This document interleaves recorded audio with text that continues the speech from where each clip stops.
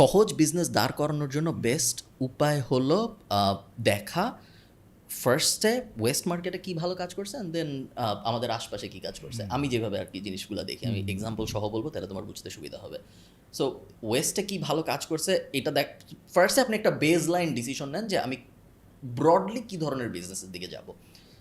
আমরা যদি broadly define করি, মাইকেল স্কট খুব ফেমাসলি বলছিল যে দেয়ার আর 3 টাইপস অফ বিজনেস, হসপিটাল, এরকম কি জানি একটা মাইকেল স্কট অনেক আগে বলছিল, একটা বিজনেস স্কুলে যায় বলছিল অনেক আগে।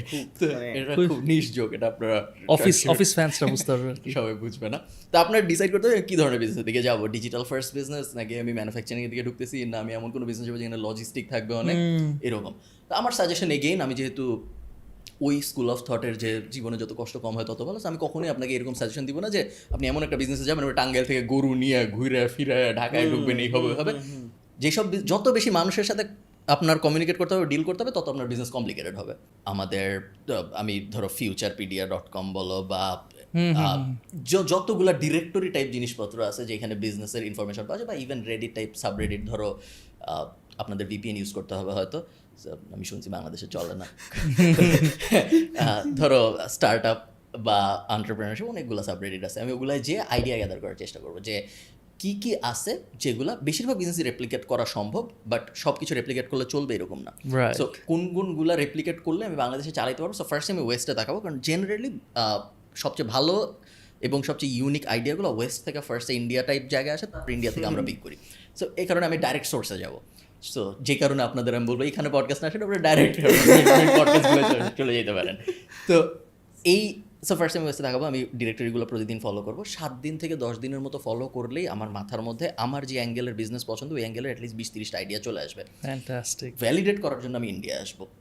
সো আমি এক্সাম্পল দিই তোমাকে, মনে করো আমি ঠিক করলাম আমি একটা গাছের ব্যবসা করব, কথার কথা। আমি ওয়েস্টে দেখলাম যে naturevalley.com বা এরকম কোনো একটা বিজনেস খুব ভালো ইনডোর প্ল্যান্টের বিজনেস করতেছে আমেরিকান মার্কেটে, ভালো চলতেছে। যদি LLC হয় তাহলে আমি ডেটা উঠায় দেখতে পারবো কত বিজনেস করতেছে, কত টাকার লাভটা হচ্ছে, আমি গত বছরের রিটার্ন দেখতে পারবো। বেশিরভাগ সময় পাবলিক ইনফরমেশন, ঘন ঘন হয়তো অল্প কিছু টাকা লাগে দেখার জন্য। সো দেখলাম, দেখে আমি, বা যদি আপনি টাকা খরচ করতে না চান, আপনি জেনারেলি যদি ওদের সোশ্যাল মিডিয়া ব্রাউজ করেন বা ট্রাস্টপাইলট ব্রাউজ করেন, একটা আইডিয়া চলে আসে যে বিজনেস কেমন চলতেছে মোটামুটি। সো যদি আমি দেখি ভালো চলতেছে, আমেরিকায় একজন ইনডোর প্ল্যান্ট বিক্রি করে ভালো করতেছে, তখন আমি দেখবো আচ্ছা ঠিক আছে, আমেরিকা একজন ইনডোর প্ল্যান্ট বিক্রি করে ভালো করতেছে, সেম জিনিস কি ইন্ডিয়ায় কেউ করতেছে নাকি। এটা হলো আমার ভ্যালিডেশন যে আমেরিকায় চলতেছে, আমার আশপাশে চলে নাকি। সো আমি ইন্ডিয়া এসে দেখবো যে গত 5 বছরে কয়টা ইনডোর প্ল্যান্টের কোম্পানি আসছে, তার মধ্যে কয়জন দাঁড়াইছে, কয়জন দাঁড়ায় নাই, যারা দাঁড়াইছে তারা কেমন করছে। ইন্ডিয়ায় তখন আমি ডেটা পাবো না, সো আমার পুরোটাই গেস করতে হবে সোশ্যাল মিডিয়া টিডিয়া দেখে বা কমেন্ট দেখে, বা আমি যদি আরেকটু অ্যাডভান্স হই তাহলে ফেসবুক অ্যাড লাইব্রেরিতে যে কতদিন ধরে কত অ্যাড চলতেছে দেখবো। জেনারেলি যত বেশি সময় ধরে অ্যাড চলতেছে তত ভালো চলতেছে, কারণ অ্যাডে কোম্পানি তখনই টাকা খরচ করতে পারে in a long span of time, যখন তার রেভিনিউ আসতেছে অথবা ইনভেস্টর আছে। সো ইনভেস্টর আছে নাকি এটা আবার আপনি ক্রাঞ্চ বেসে গেলে দেখতে পারবেন। বেশিরভাগ সময় ইনভেস্টর থাকে না ছোটোখাটো কোম্পানির। তো আমি দেখলাম যে হ্যাঁ, ইন্ডিয়ায় 3টা কোম্পানি আমি দেখতেছি যে খুব ভালো, 3টা শুরু হয়েছে, এর মধ্যে একটা ফান্ডিং পাইছে, 2টা পায় নাই, বাট মোটামুটি ইনডোর প্ল্যান্ট নিয়ে বেশ কাজকর্ম হচ্ছে। ওকে, আমি ভ্যালিডেট করলাম। এখন আমি বাংলাদেশে আসি, এখন আমি দেখি যে ইনডোর প্ল্যান্ট নিয়ে কে কাজ করতেছে। আমি আমার আশপাশের 2-3 জনকে জিজ্ঞেস করলাম, কোনো নাম মাথায় আসে না সেরকম ইনডোর প্ল্যান নিয়ে কে কাজ করতেছে বা ইনডোর প্ল্যান্টের। ওকে ঠিক আছে, তার মানে কি তাহলে মানুষ এটা চায় না, নাকি তার মানে হইলো মানুষ চায় কিন্তু এখনো নাই। ওকে, অ্যাওয়ারনেসটা নাই। হ্যাঁ, দুইটাই হইতে পারে। তো এখন মানুষ চায় নাকি চায় না এটা আমি কেমনে বুঝবো? আমি ইনডোর প্ল্যান লিখে ফেসবুকে সার্চ দিলাম। সার্চ দিয়ে আমি দেখলাম যে আপনারা যদি সার্চ দেন এখন আপনারা দেখবেন যে ফেসবুকে ইনডোর প্ল্যান্টের অ্যাটলিস্ট বাংলাদেশি অ্যাটলিস্ট 4-5টা গ্রুপ আছে, একটায় 2 লাখ, 3 লাখ, 2.5 লাখ এরকম মানুষ মেম্বার, এবং প্রত্যেক দিন ইনডোর প্ল্যান নিয়ে কথাবার্তা হচ্ছে যে ভাই আমি এই গাছ বানাচ্ছি, এই গাছ কিনতেছি, এইটা কেমন হবে, ওটা কেমন, কথাবার্তা হচ্ছে প্রতিদিন। তো বিশাল ডিমান্ড। বৃক্ষমেলা চলতেছে এখন, যখন আমরা পডকাস্ট রেকর্ড করতেছি আমি বৃক্ষমেলায় গেলাম, যেমন যে ভাই আপনার কীরকম অর্ডার আসে, বা আমি বৃক্ষমেলার দরজায় দাঁড়ায় থাকলেই আমি বুঝতে পারবো যে মানুষের গাছের প্রতি আগ্রহ কীরকম, আমার জিজ্ঞাসা করতে হবে না। সো আমি দরজায় দাঁড়ায় যদি দেখি যে বৃক্ষমেলা যারা ঢুকতেছে তারা বাইরে হওয়ার সময় কী কী গাছ নিয়ে বেরোচ্ছে, আর আমি যদি খাতায় লিখি যে আজকে সকাল 8টার সময় আমি আসছি, দুপুর 2টা পর্যন্ত 30 জন মনস্টার নিয়ে বাইর হয়েছে, 5 জন আম গাছ নিয়ে বাইর হয়েছে, 10 জন ধরো পাম নিয়ে বাইর হয়েছে, আমার এটা 4-5 দিন করলে আমার একটা জেনারেল আইডিয়া হয়ে যাবে যে বাংলাদেশের মার্কেটে ইনডোর প্ল্যান্ট আসলে কিনে কারা, কী ধরনের ডেমোগ্রাফির মানুষ কিনে, তারা আসলে কী অ্যাকচুয়াল গাছ কিনে, এবং মোটামুটি আমার একটা আন্ডারস্ট্যান্ডিং চলে আসবেন। তারপর you do a physical test, যে তখন আমি আমার ফেসবুক পেজ বানাবো, আমার ব্র্যান্ড বানাবো। তার আগ পর্যন্ত কিন্তু আমি কিছুই করি নাই, জাস্ট বুঝছি সব কিছু। এরপরে আমি আমার ফার্স্ট স্টেপ, জেনারেলি আমি আমার বিজনেসে যেইটা করি বা করার কথা ভাবি, সেটা হলো ফার্স্টেই আমি কোনো প্রোডাক্ট সার্ভিস কিছু বানানোর আগে ফার্স্টে আমি সোশ্যাল মিডিয়া বানাই বাংলাদেশি বিজনেস হইলে, এবং ব্র্যান্ডিং সেট আপ করি, এবং তারপর অ্যাড চালাই দেখার জন্য যে মানুষ আসলে কিনে নাকি। সো আমি মাথার মধ্যে ভাববো যে আমরা যদি গাছের এক্সাম্পলটা নিয়ে আগাই, যে গাছ যদি আমি বেচতে চাই তাহলে আমার কি লাগবে, গাছ লাগবে, বুঝছি। আর কি লাগবে, একটা টব লাগবে। ধরো এখানে আমাদের পিছনে ধরো গাছ আছে, এটা যদি আমরা একটা মডেল হিসেবে ধরি, একটা টব লাগবে, টবের নিচে একটা ট্রে লাগবে যেন পানি টানি না বের হয়, উপরে গাছ লাগবে, মাটি লাগবে, 4টা জিনিস লাগবে আমাদের। সো আমি 4টা জিনিস আমি দুইভাবে করতে পারি জিনিসটা। এক হইলো আমি আশপাশের কারো থেকে সোর্স করতে পারি ছবি টবি, আর যদি তা না হয়, যেমন ধরো আমি এখান থেকে ছবি তুলে নিয়ে যেতে পারি, বা আমার আশপাশে কারো যাদের ইনডোর প্ল্যান্ট আছে তাদের বাসায় যে আমি ছবি তুলে নিয়ে যেতে পারি, বা আমি লাগলে 2-3টা কিনতেও পারি যদি আমি নিজে আরও যত্ন করে ছবি বানাচ্ছি। ওই 3টা দিয়ে আমি অ্যাড চালাবো। অ্যাড চালা দেখবো কয়জন চায়। যারা চায় আমি তাদেরকে বলবো, ভাই আমার কাছে নাই, আমি আপনারা দিতে পারবো না, আমার কাছে নাই, সরি বলে আমি বন্ধ করবো। যদি আমি দেখি যে ধরো আমি অ্যারাউন্ড $50-100 মতো খরচ করছি, আর আমি ইন্টারেস্ট দেখছি, যেই ইন্টারেস্ট যদি আমি সার্ভ করতে পারতাম তাহলে আমার $50-100 বেশি প্রফিট আসতো। সার্ভ তো করতে পারিনি, আমার তো গাছ নাই, কিন্তু যদি পারতাম তাহলে হয়তো, then I have a business. এখন আমি যাই আস্তে আস্তে প্রোডাক্ট সোর্স করা শুরু করব।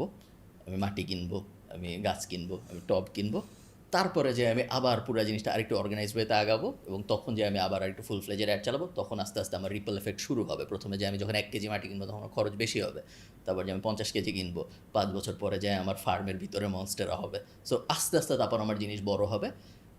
ইভেনচুয়ালি আপনার গোল হবে যে আপনি যেখানে ছিলেন ওইখানে একটা সিও বসায় আপনার জীবন আপনার এনজয় করা শুরু করা, কারণ নাইলে তো আপনি একটা চাষি হয়ে গেলেন, তাই না?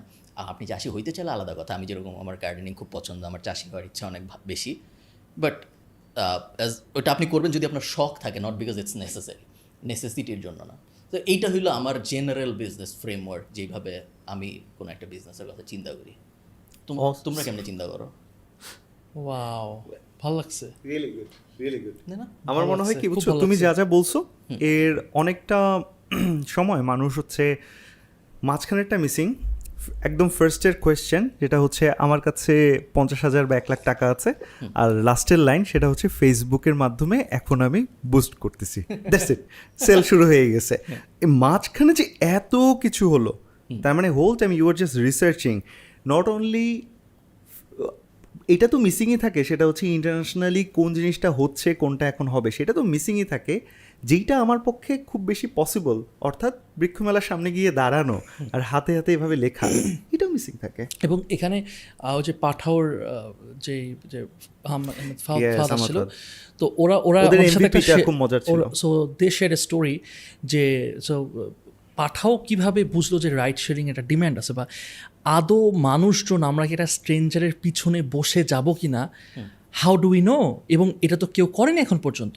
ইনডোর প্ল্যান্টসের ক্ষেত্রে তো তুমি রিসার্চ করতে পারবা।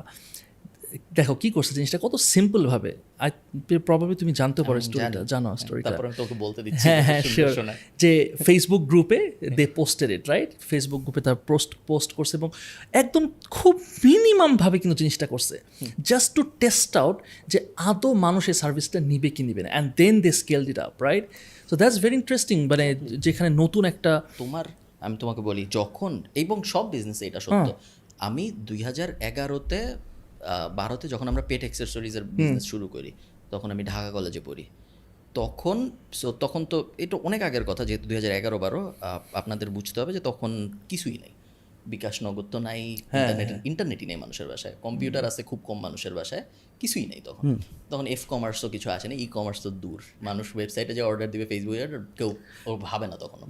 একটু অ্যাফ্লুয়েন্ট কাস্টমার আস্তে আস্তে একটু ফেসবুক অর্ডার দেওয়া শুরু করছে, খুব বেশি না।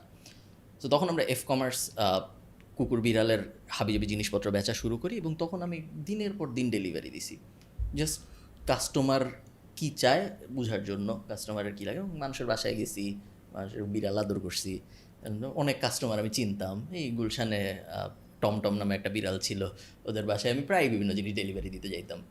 তো ওনারা হয়তো কখন এই পডকাস্ট দেখলে মনে পড়বে ওনাদের আমার কথা যে বিড়ালের জিনিসপত্র ডেলিভারি ছেলেটা কত ফেমাস। সো কাস্টমারের মেইনলি বোঝার জন্য যে মানুষ আসলে চায় কি। কাস্টমার ইনসাইটস পাওয়া আসলে খুব সহজ, কিন্তু প্রবলেম হইলো এখন আমরা সবাই এত বেশি ডিজিটাল হয়ে গেছি যে আমরা সব কিছু বাসায় বসে করতে চাই, এবং সব কিছু বাসায় বসে আসলে করা যায় না। করতে গেলে ডেটার কোয়ালিটি ভালো হয় না, এবং তখন বিজনেস খারাপ হয়ে যায়।